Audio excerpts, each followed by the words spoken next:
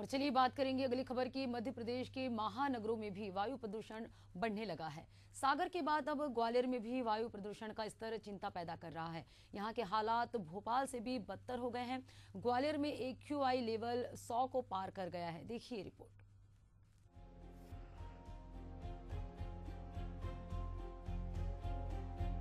मध्य प्रदेश के ग्वालियर शहर की आबो हवा सबसे ज्यादा खराब है। ग्वालियर की हवा कितनी जहरीली है, इसका अंदाजा इस बात से लगाया जा सकता है कि AQI लेवल 100 के पार पहुंच गया है।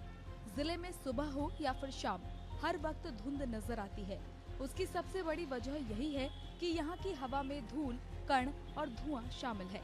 इस वजह से पूरा आसमान धुएं के आगोश में लिपटा हुआ नजर आता है। ग्वालियर में वायु प्रदूषण की सबसे बड़ी वजह पूरे शहर में जगह जगह खुदी पड़ी सड़कें हैं। इन सड़कों पर यातायात के कारण उड़ने वाली धूल के कण हवा को प्रदूषित कर रहे हैं। इसके अलावा शहर में पुराने डीजल वाहन धुआं उगल रहे हैं। दीपावली त्योहार के आने से पहले ही खतरनाक स्तर पर प्रदूषण का बढ़ना चिंताजनक है।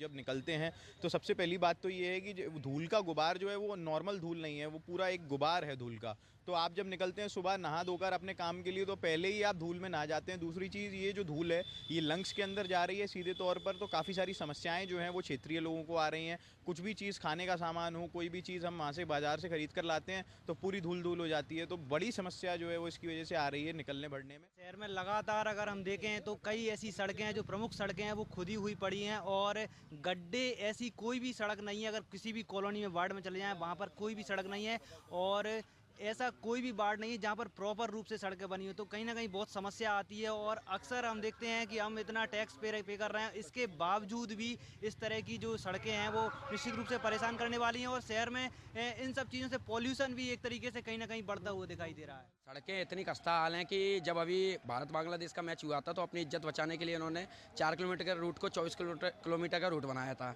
जिससे इनकी इज्जत ढक जाए। वहीं शहर की सड़कों की बात करें तो सड़कों की खस्ता हाल इतने हैं कि आप अगर घर से निकल के एक बाड़े तक जाते हैं तो आपका खाना पेट का पूरा पच जाएगा। प्रदेश में सबसे ज्यादा प्रदूषण की बात की जाए तो ग्वालियर 110 AQI के साथ दूसरे नंबर पर बना हुआ है। ऐसे में सांसद से लेकर विधायक और जनता सिस्टम पर सवाल खड़े कर रही है।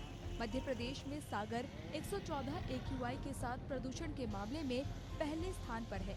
वहीं राजधानी भोपाल 91 AQI के साथ चौथे नंबर पर है।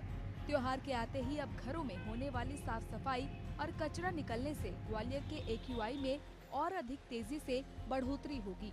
साथ ही जिले में प्रदूषण की सबसे बड़ी वजह खस्ता हाल सड़कें और कुछ नए प्रोजेक्ट हैं, जिन्हें नियम के हिसाब से पूरा नहीं किया जा रहा।